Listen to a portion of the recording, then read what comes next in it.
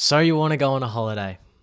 You've been to Paris, you've been to Barcelona, you've been to Rome, you've been to Bali, and you're starting to think, Lucas, there's nowhere else for me to go in this world. I've visited all of the nice spots, and I'm just going to stay in my own country for the rest of my life. My friend, you have come to the right video.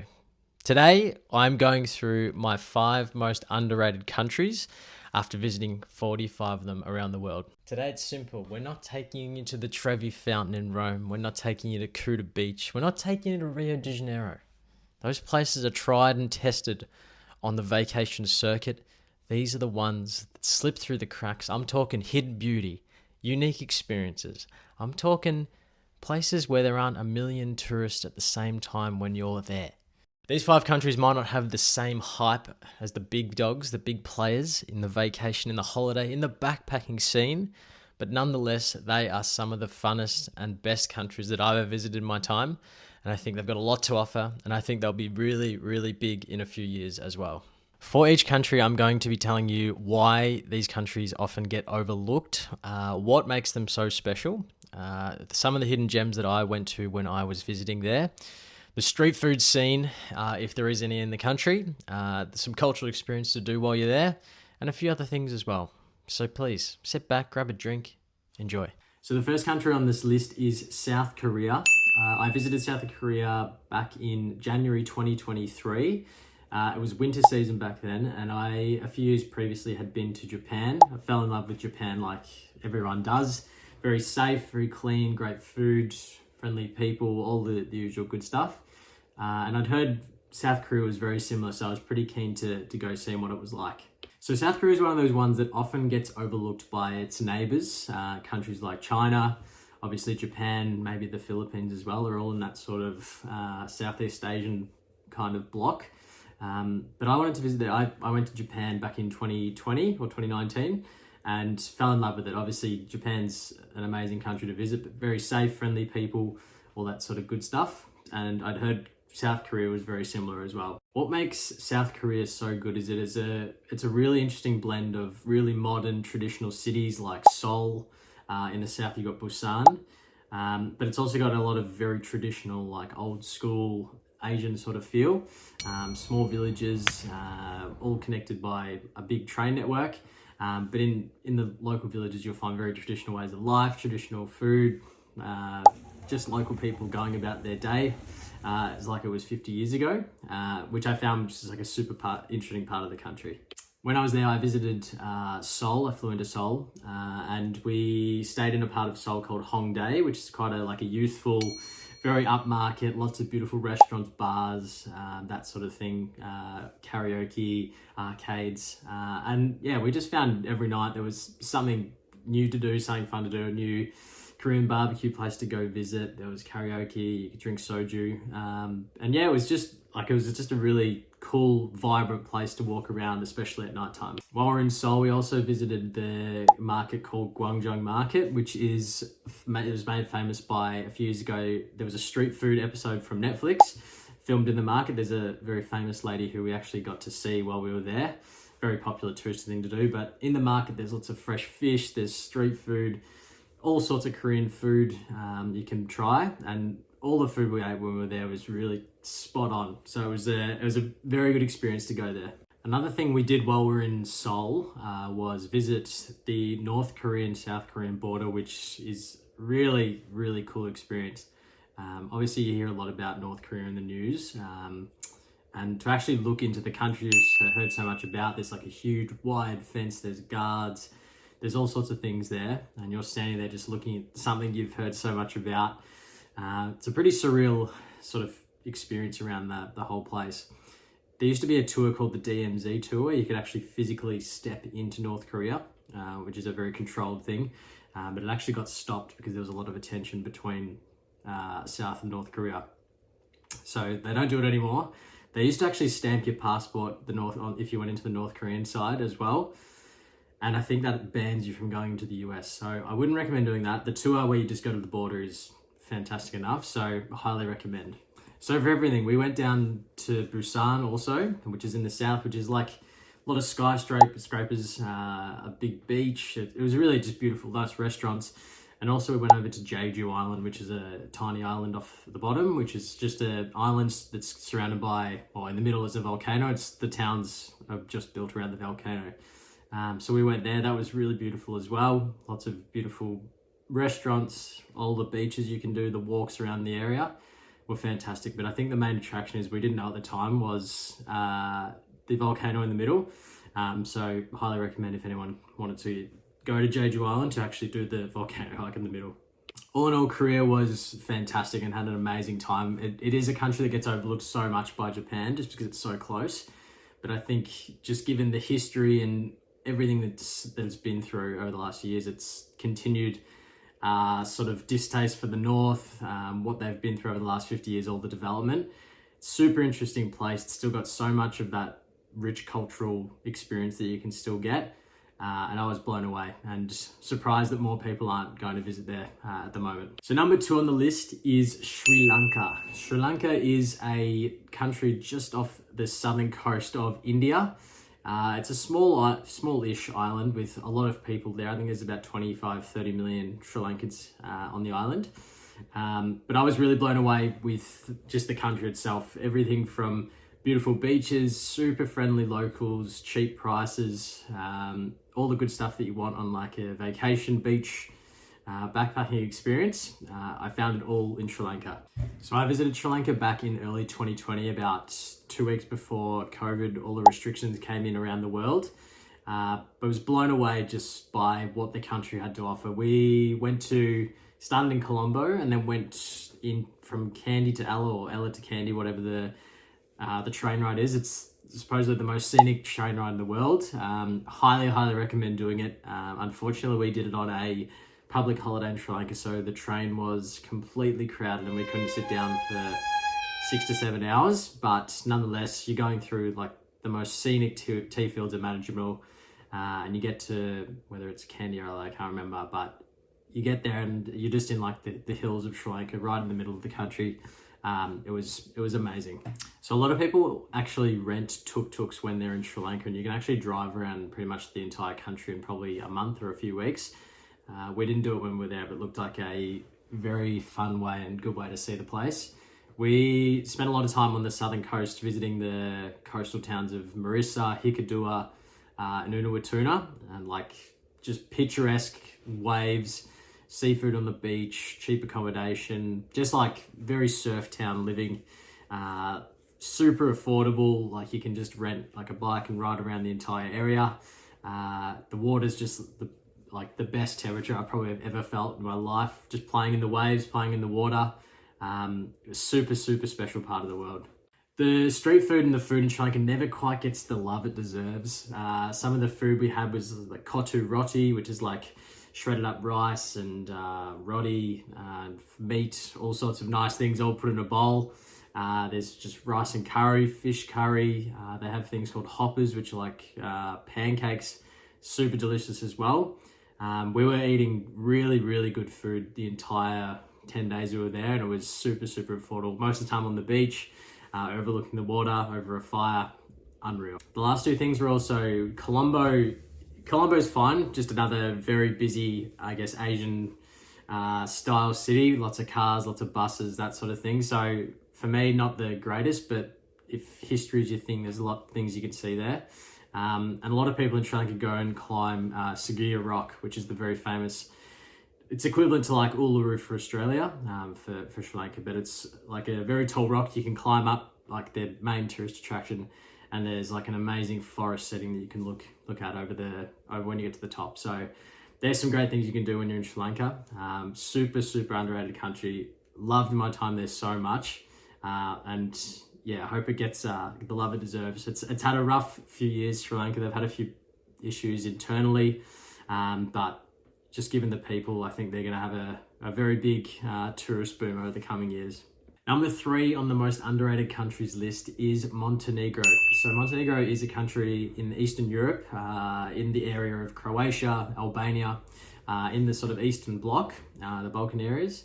And it often gets overlooked because of its neighbours. So it's obviously close to Greece, Albania, Croatia, which all have amazing coastlines, things to do, but they're also very touristy. but that's why Montenegro is so, so good.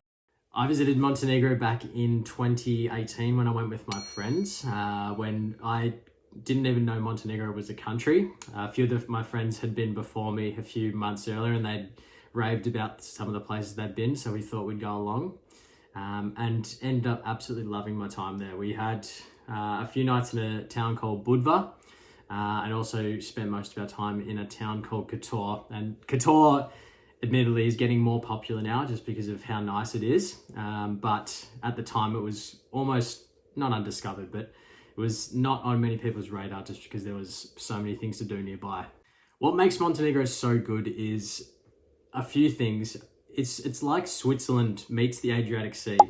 So you're on these beachfront, insane, especially in Kotor and Budva, you're on these insane like ocean views in like a harbour with like mountains just rolling in the background. The water's crystal clear, weather's beautiful, the food's cheap, the beer's cheap. And it's just, you ask yourself, you're like, what else do I need from a vacation or a holiday? When we were there, like if you think compared to like places like Amalfi Coast or Rio de Janeiro or beaches in Spain, which are really, really overpopulated and overcrowded, Montenegro, especially Kotor, when I was there, it's probably changed now, but there was almost no one there the entire way. Like there's this beautiful crystal clear water and there's just no one there to go in it. So you would just have almost the place to yourself, which was just surreal. As I mentioned, when I was in Montenegro, I visited Kotor. We hiked up to the Kotor Fortress, which is like a little hike you can do up a hill. And you get pretty much panoramic 180, 270 degree views of the whole Bay of Kotor and all the buildings and the surrounds. Stunning hike you can do. You can also visit the old town, lots of cobblestones. You can take a day tour to visit like the little islands around there, the old fortresses they used back in the wars. Just a super interesting place. So much to do, good seafood nearby, all that sort of thing. The other place I stayed was Budva, which is a bit more of I'd say an older person or older demographic place to visit for a holiday. Still plenty of things to do. There was like a carnival that was running. I'm not sure if it was just that time of year or if it was like a permanent installment, but same thing, lots of beachside living. There's a jumping rock you can jump off. They have a festival every year called Sea Dance, which attracts some big international artists as well. But yeah, super underrated. Montenegro essentially for me is like it's Croatia or Greece's smaller, less touristy, less expensive Balkan cousin. I think it will have I think it already is starting to have a bit of a boom at the moment, just because of the scenic coastline, the things you can do around the country, and I think its affordability.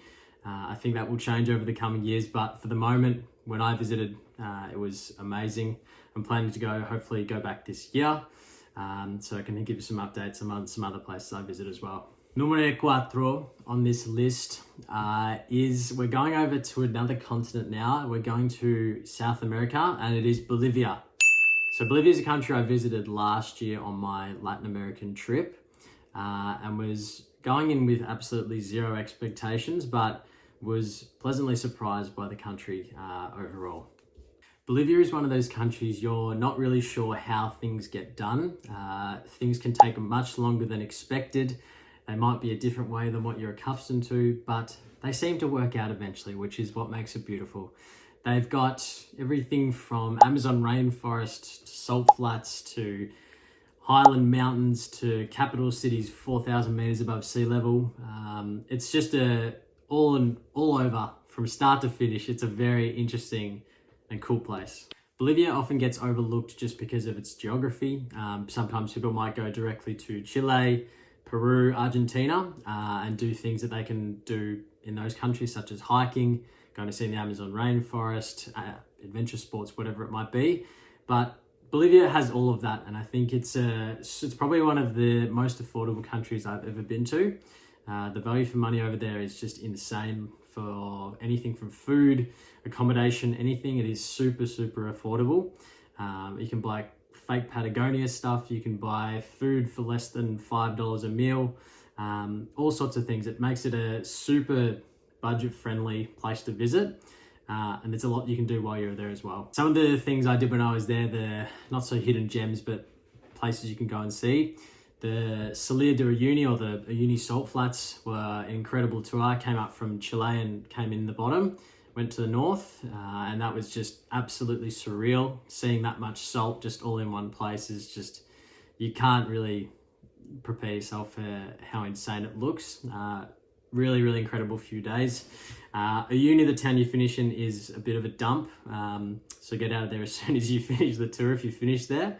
But the tour itself was really, really good. I also spent a lot of time in Sucre, which is the unofficial capital of Bolivia. I did Spanish school there for 1 or 2 weeks, I can't remember, but stayed in a really nice hostel called Villa Opresa when I was there. Had a lovely, lovely time there. Went to the food market that's there every day. Got a chorizo sandwich, peanut butter cookies. There was lots to do at night time. I think we even played soccer when we were there as well. But it was just all in all, the town of Sucre is really, really cool. Very nice place to spend a few weeks. And then you have the big daddy of La Paz, which is the second unofficial capital of Bolivia. Sitting 4,000 meters up, just a completely surreal city to visit. There's like a teleferic or a chairlift that goes throughout the entire city, so you can get up and down. You can walk around if you would like and be out of breath the whole time. There's a few pockets of, you can go and get some nice food. There's Cholita wrestling you can go to. There's also the Death Road, the very famous Death Road. You can mountain bike down. Well, don't drive your car down there, but it's a really nice, pretty gentle mountain bike ride for a few hours. But all in all, it's one of those countries that it's just a country of extremes. They're super high up. They became landlocked thanks to Chile a few years ago. So I think they're still a bit upset about that. But like I said, super affordable. You just have to accept that things are a little bit weird. They'll happen when they happen, and you'll enjoy your time very, very much there. I certainly went in with zero expectation and ended up being one of my favorite countries of the entire trip. So Bolivia, a very firm 4 on this list, and would definitely go back again. Number 5, and finishing off this list, is El Salvador. We've got the El Salvador jersey on today just for this occasion. El Salvador is a very interesting one. They've had an incredibly rough time over the last 20 years with a lot of gang violence, a lot of political instability, a lot of things going wrong for the country. But they've recently had a new president come in, President Bukele. And say what you will about him, he has completely changed the country. He's thrown a lot of people in jail. There's both sides to that story, but I think overall, being in the country, I think there seems to be an optimism from locals that they haven't had in years. And it was really nice to go to El Salvador and be able to visit a country like that, who didn't even really know what a tourist was up until about 2 or 3 years ago. So they're just starting to adjust to seeing people come through their country. They're super welcoming to people coming in. And I think it's got a lot to offer as well on the landscape front as well. El Salvador is in a smack bang in the middle of Central America, so there's lots to do around that entire area. And I think it is going to be a really big tourist attraction now. It is safe for backpackers and tourists to come through, just because it does run pretty much on the way from Nicaragua all the way to Guatemala, if you don't want to go through Honduras. But it's got some insanely beautiful beaches. The surf, if you surf, is just world class. There was a surf event when I visited there. The food, the pupusas, the national dish, super affordable for $1. They use US dollars, which is very easy for American tourists. There's volcanoes, there's all sorts of things you can do. The transport in the country, you can get around on chicken buses for $1 a ride. It was really, really nice. When I was there, we visited towns like El Zonte, El Tunco, Santa Ana, which are kind of the main towns in that area. They're very surf town-ish. There's obviously San Salvador as well, which is the capital, which is just a really busy Central American capital. I went there as well for a brief moment, but the main, obviously, attractions are by the beach and by the coast. Had a lovely, lovely time there. We had a lovely Airbnb, which we stayed at, and I think there's going to be a lot of investment made on like those coastal towns, and there's a lot of construction going on to, I guess, cope with the demand that's coming through for tourists coming into the country now and taking advantage of the surf. and all the, I guess, the affordable prices as well. There's also a lot of great hikes and waterfalls and volcanoes that you can hike and see when you're in El Salvador as well. I didn't have time to go visit, but I've had a few people mention it to me and said it was really, really lovely as well. And I think it's worth mentioning all of the countries I've mentioned on this list have had very friendly locals. That's why I liked my time there so much. But I think Salvadorians have got a bit of a story of just not having anyone really come through the country at all. And I think they're just so happy to see people again. And they were so generous and so warm. Every time I just would wave or say good morning to them, they were so open and wanting to invite me into wherever they were going or help me out and how to get to the next place. It was just really, really special. And you could feel how grateful they were to see people again, and how happy they were to share their country with, I guess, people coming through. It's also, compared to places like Nicaragua, I felt incredibly, incredibly safe. Like I could have left my stuff on a bus and given it back. That's just my experience. I'm sure there's been some things that have happened, but I think the punishment for crimes is so severe now in El Salvador for the locals. I think it's just become almost a safe haven for tourists to go through. Obviously, you have to keep your wits about you still, but I felt very, very safe and very secure the whole time I was there. There is the 5 countries that I think are the most underrated that I've visited so far. Like I said, I think these ones are incredibly overshadowed by their neighbors, whether it's their past or just they're not getting the love they deserve. So I think it's time people shine light on these places. If you're thinking about doing a holiday there, go visit. They are absolutely worth it and you'll have an amazing time. I want to do more of these videos in the future, but this is just from my experience so far. I'm sure as I visit more and more places, there will be further videos on this. So if you are thinking about planning a trip, take the road less traveled and go visit these places. There is far less tourists in these places than in the traditional places, especially EU Summer, Carnival, Rio, whatever it might be. These are the places you want to visit if you don't want too many crowds. Before they get too popular, people will eventually find out this man doesn't gatekeep. Go and see him before it's too busy. But if you like this video, stick around, subscribe to the channel, give it a like if you liked it. And yeah, going to be doing some more of this over the coming weeks. A few more things around the travel sphere, some travel tips. But that's all for today. I hope you've enjoyed if you've watched this far. Thanks for watching, and I'll see you next time.